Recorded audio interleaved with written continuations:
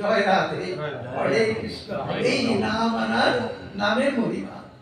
নাম নামকারী নিজ সর্বশক্তি সর্বসৎ। মহাপ্রভু বলছেন যে হে গোবিন্দ, তুমি কলির যুগে নামের আকার ধারণ করে ভক্তের কাছে আগমন করেছো।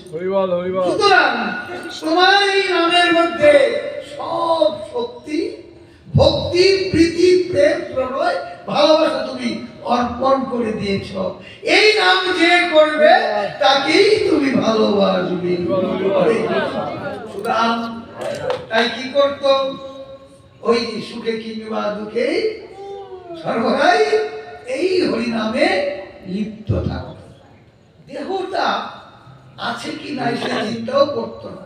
ওই আগেই বললাম, ফলে হলো কি, দেহটা ক্ষীণ হয়ে গেল, অসুস্থ হয়ে শেষ পর্যন্ত গোবিন্দ সেবা থেকে বঞ্চিত হওয়ার উপায় হয়ে গেল। কি হলো? একদিন তার স্ত্রী বলল যে হে স্বামী, আপনার যে দেহের পরিস্থিতি, বেশি দিন মনে হয় আর আমরা দুজনে কৃষ্ণ ভজন করতে পারবো না। যে কেন? আপনার দেহ পড়ে গেলে, এই দেহে যদি প্রাণ না থাকে, এই দেহ দিয়ে কি আর গোবিন্দ সেবা হবে? আপনার অভাবে আমি আপনার ধর্মপত্নী সস্ত্রীক ও ধর্মাচরের কথা অনুসারে আপনার অভাবে আমার মন আর গোবিন্দের দিকে থাকবে। তাই পতি পত্নী একত্রিতে যতদিন গোবিন্দ সেবা করা যায়, ততদিনই হবে জীবনের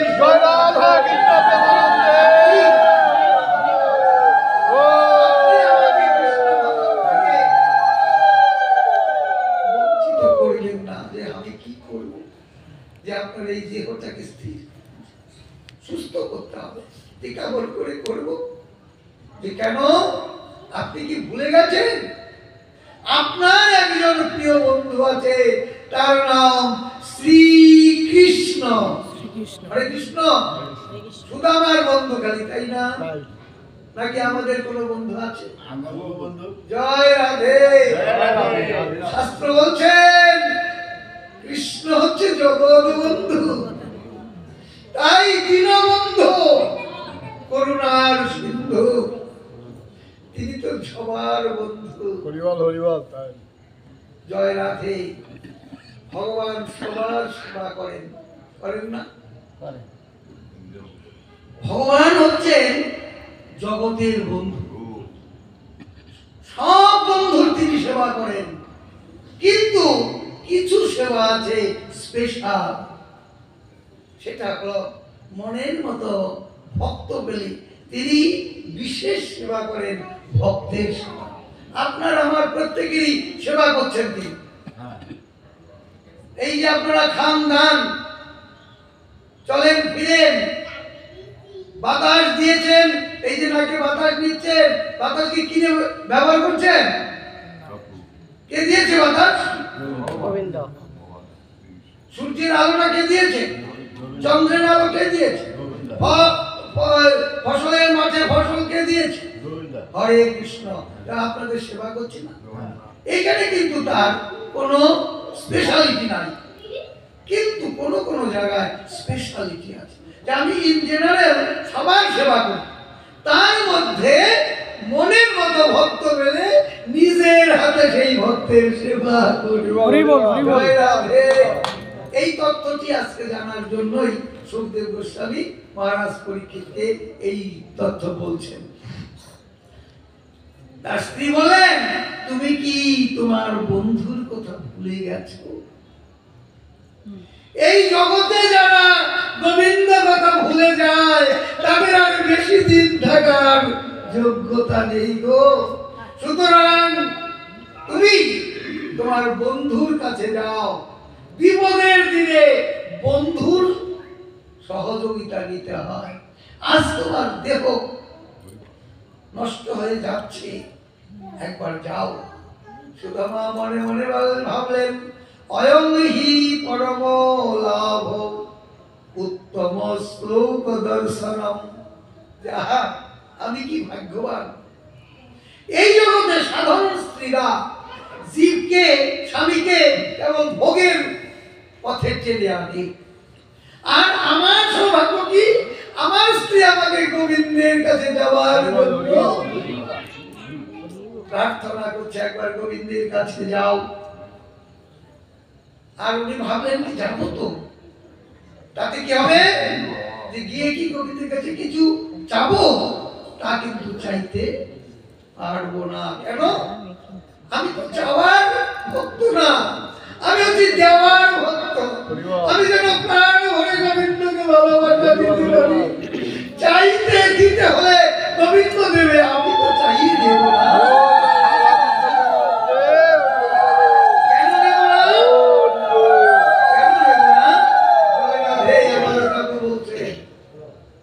সেই কথাটা শুধু আমার মনে আছে, যাবো কেন? আমি তো গোবিন্দের কাছে বলে দিয়েছি, তুই আমার কাছে যা চেয়েছিলে আমি দিয়েছি, কিন্তু আমি তোর কাছ থেকে কোনোদিন চেয়ে নিতে পারবো না। কৃষ্ণ আর সুদাম অনেক ক্লোজ বন্ধু ছিলেন।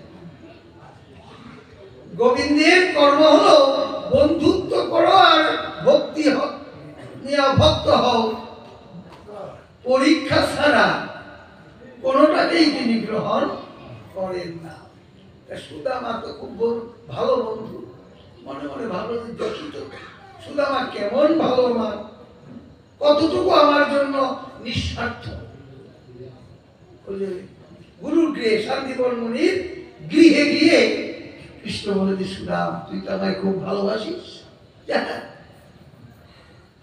প্রাণের চেয়েও ভালোবাসি, তাহলে আমার বড় স্বাদ হয়েছে, আমাকে একটু ক্ষীরের নাড়ু খাওয়াবে।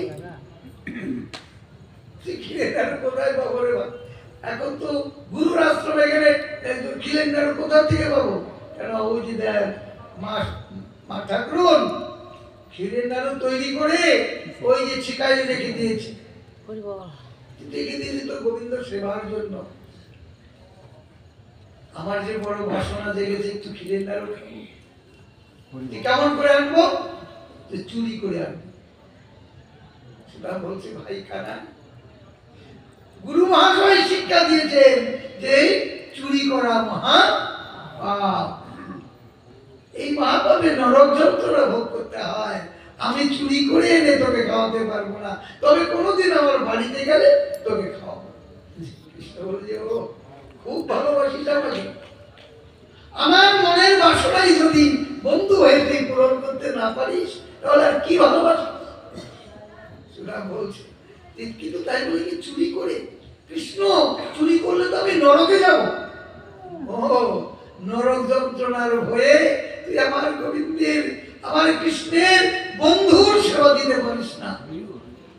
বুঝেছি তুই কত ভালোবাসিস, তোর মধ্যে আত্মস্বার্থ আছে, তুই নরকে যাবি তাই তোর আত্মস্বার্থ ভোগ, আর আমার যে বাসনা হয়েছে এটা তো তোর চিন্তায় নেই, তাই তোর মন কখনো কৃষ্ণ সেবায় নেই, বুঝতে পেরেছি, আত্মসেবায় আছে। সুদাম মনে মনে বললো ভাই কানাই উল্টো বুঝেছিস রে ভাই, বেশ তারপরেও তুই যদি সুখী হস, ক্ষীরের নাড়ু পেয়ে তুই যদি আনন্দ পাস, আমি নরকে বসেও মনে মনে ভাববো আমার কানাই সুখ লাভ করেছে, আমার নরক যন্ত্রণা ভুল হয়ে যাবে। চুরি করতে গেলে শিকার থেকে নাড়ু নিয়ে যখন নামবে তখন গোবিন্দ বলছেন মা ঠাকুরুন দেখে যান শ্রীরাম নাড়ু চুরি করছে। শ্রীরাম বলছে হায় কানাই, তোর জন্য যার জন্য করি চুরি সেই বলে চোর। মা ঠাকুরুন এসে বলছে সুদাম আশ্রমের মধ্যে তোকে সবচেয়ে বেশি ভালোবাসি, সৎ, আর আজ দেখছি তুই সবচেয়ে খারাপ চোর, চুরি করেছিস। আজকে গুরুদেবের কাছে বলে তোকে এই আশ্রম থেকে তাড়িয়ে দেওয়া হবে। মনে অনেক কষ্ট, মনে মনে বলল যত কষ্টই হোক আজ কানাইকে নাড়ু না খাইয়ে আমি ছাড়বো না।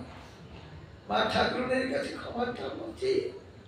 কানাই হাতে নাড়ুটা এনে দিয়ে বলছে, কানাই খাওয়া ভাই, আমার অনেক কষ্ট হলো, তারপরেও তুই যদি নাড়ুটুকু খেয়ে শান্তি পাস, আমার সব দুঃখ দূর হয়ে যাবে।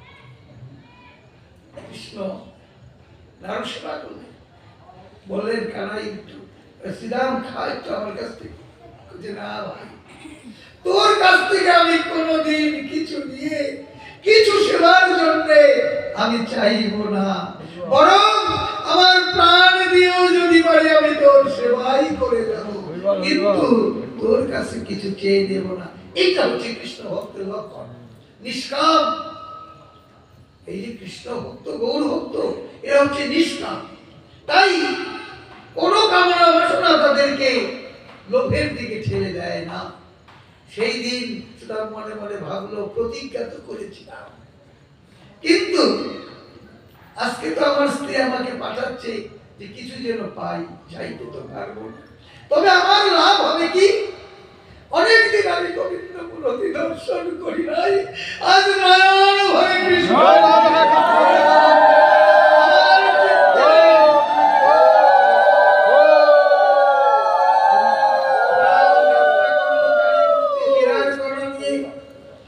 আর মনে মনে বলল, আমি কত ভাগ্যবান, আমার পত্নী আজ আমাকে কৃষ্ণ কথা স্মরণ করিয়ে দিয়েছে।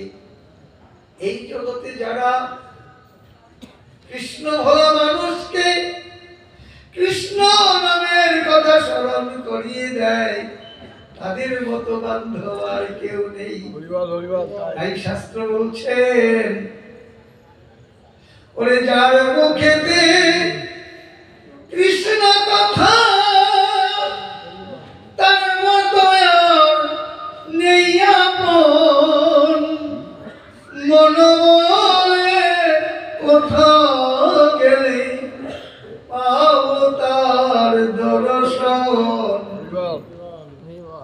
হরে কৃষ্ণ। শেষের কথাটা বলি, ওই ভক্ত বলে কি, যেদিনে ভবে আমার ভবে শেষের যাত্রা, যিনি কৃষ্ণ ভক্ত মুখে শুনি কৃষ্ণ কথা, যাত্রা কালে কৃষ্ণ ভগতে আই দর্শন। সুরাম ভাবছে, আজ পত্নী আমার সবচেয়ে আপন কর্ম করেছে। কেমন বিল্ল মঙ্গলকে যেমন প্রতিটা চিন্তামণি বলেছিল যে ঠাকুর, আমার রূপে মোহিত হয়ে বাবার শ্রাদ্ধের দিন এমন দুর্যোগ ছেড়ে তুমি আমায় দর্শন করতে এসেছো। যে হ্যাঁ, চিন্তা, তোর মতো তো রূপবতী আর কোথাও নেই যা আছে ঠাকুর। এত অনুরাগ, রূপের প্রতি তোমার এত অনুরাগ, এই অনুরাগটুকু যদি একবার রাধা গোবিন্দের ওই শ্রী রূপের দিকে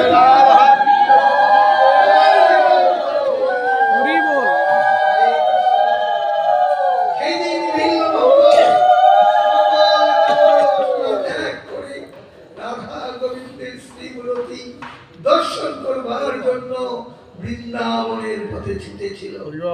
আজ সুদাম ছুটেছে কৃষ্ণ দর্শন। রাস্তায় অনেক কষ্ট, অনেক কাটা, অনেক পাথরের আঘাত লাগলো, তারপরেও গতি তার অনেক দ্রুত, যে জীবন সূর্য ডুবার আগে যেত একবার আমার প্রাণ বন্ধুকে দেখিতে পারি। সূর্য ডুবার প্রাক্কালে দ্বারকার পারে সমুদ্রের তীরে এসে হাজির। সূর্য ডুবে ডুবে সুদাম বলল, ভাই রে, দিনমণি একদিন প্রাতে উঠেছিল, সারাদিনের কাজ ছেড়ে সে ডুবে যাচ্ছে, আর আমিও একদিন মায়ের গর্ভ থেকে এই জগতে উদিত হয়েছিলাম। আমার জীবন সূর্য ডুবে গেলে আর তো আমি কৃষ্ণ দর্শন করতে পারবো না। তাই জগৎকে শিক্ষা দিয়ে বলছেন, জগৎ এই যে জীবন সূর্য, সবাই পিতামাতার কৃপায় প্রাপ্ত হয়েছ কৃষ্ণ ভজনের জন্য, কিন্তু এই সূর্য ডুবে যাওয়ার আগে একবার প্রাণ ভরে কৃষ্ণ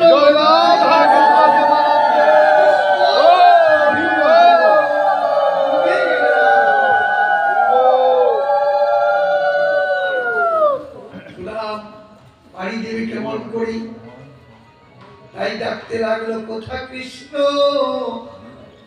কোথা কৃষ্ণ, আরে করো আমায় এ ভবসাগরে। কোথা কৃষ্ণ, কোথা কৃষ্ণ, আরে করো এ ভবসাগরে। একে আমার জীর্ণ করি অসময়ে ধরেছি পারি, এবার বুঝি ডুবে মরি। এই ইন্দ্রিয়গুলোর কারণে।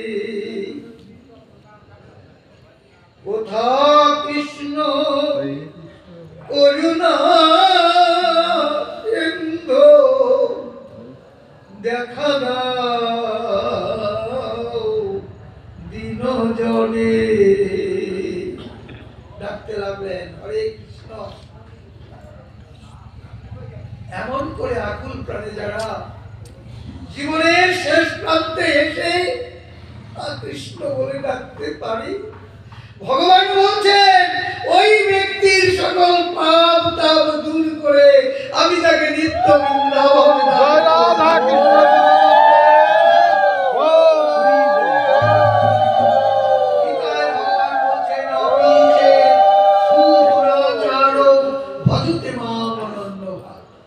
যদি অতি দুরাচারী ব্যক্তিও কোন সাধুগুরু বৈষ্ণবের কৃপায় অনন্য মনে আমায় ডাকে, আমি তার সকল পাপ তাপ মুক্ত করে সাধুদের যে গতি হয় তাকেও সেই গতি দিয়ে থাকি।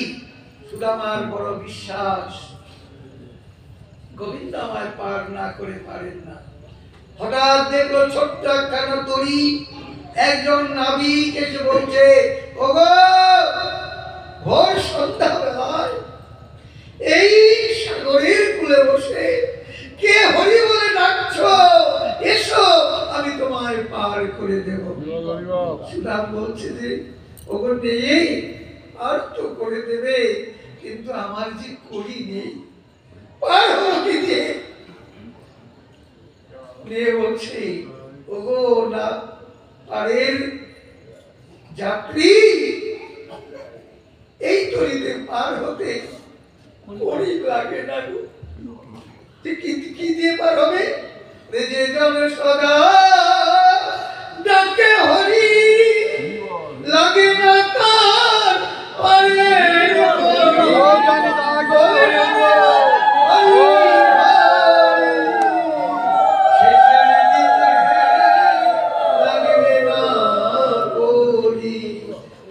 পার হয়ে গেল। সংক্ষেপে বললাম, জয় রাধে। এইবার দ্বারকার পারে গিয়ে সুদামা ভাবছে, জীর্ণ শীর্ণ দেহ, কোন বস্তু আনতে পারে না এই চারি গোষ্ঠী চিরার করা ছাড়া। গোবিন্দ কি আমাকে বন্ধু বলে মানবে?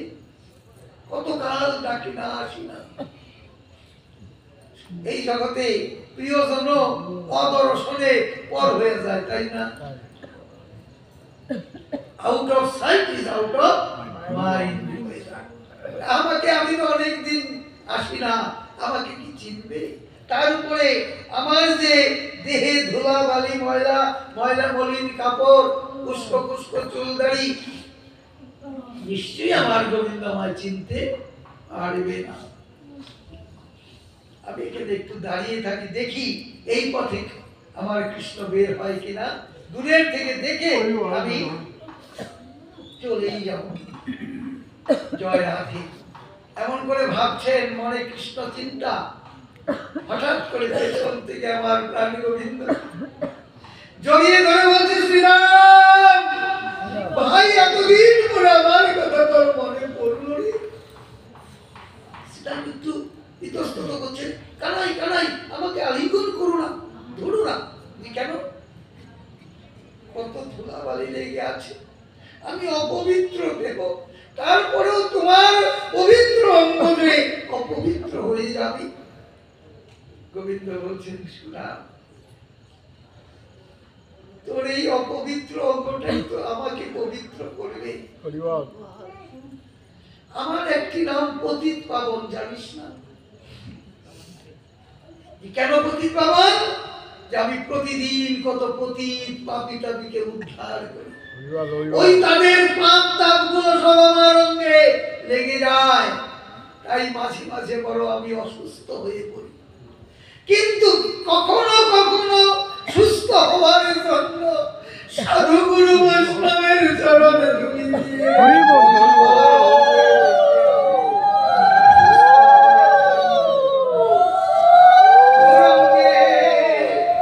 পবিত্র ধুলি আমারে অঙ্গে মাখি। হরে কৃষ্ণ। সুদামকে টানতে টানতে নিজ রাজ আঙ্গিনায় নিয়ে গেল। রত্নময় সিংহাসন